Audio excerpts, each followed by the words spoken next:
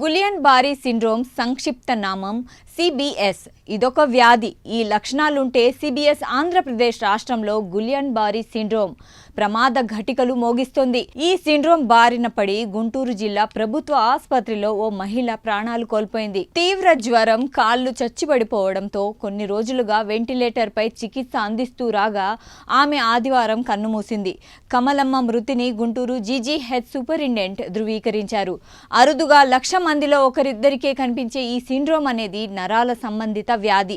ఈ వ్యాధి బారిన పడే వారి సంఖ్య రాష్ట్రంలో పెరగడం ఆందోళన కలిగిస్తోంది. గుంటూరు ప్రభుత్వ ఆసుపత్రికి ఈ నెల 11వ తేదీన ఏకంగా 7 కేసులు రావడం గమనార్హం.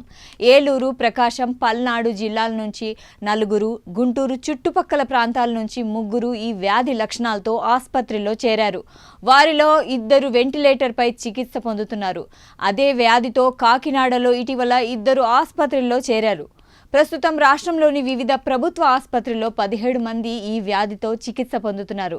అలాంటి వ్యాధి లక్షణాలను పరిశీలిస్తే వేళ్లు, మడమలు, మణికట్టు వంటి చోట్ల సూదులతో పొడుస్తున్నట్లు అనిపించడం, కాళ్లల్లో మొదలైన బలహీనత పైకి విస్తరించడం, కాళ్ల నొప్పులు, కాళ్లు చేతుల్లో తిమ్మిర్లు, మంటలుగా అనిపించడం, సరిగ్గా నడవలేకపోవడం, తూలడం, మెట్లు ఎక్కలేకపోవడం, నోరు వంకరపోవడం, మాట్లాడడం, నమలడం, మింగడంలో ఇబ్బంది ఇలాంటి లక్షణాలు ఉంటాయి.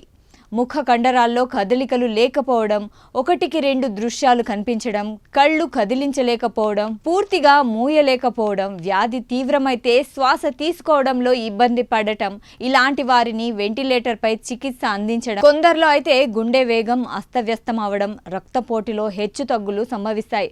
కొందరిలో అరుదుగా విపరీతంగా చెమటలు పడతాయి.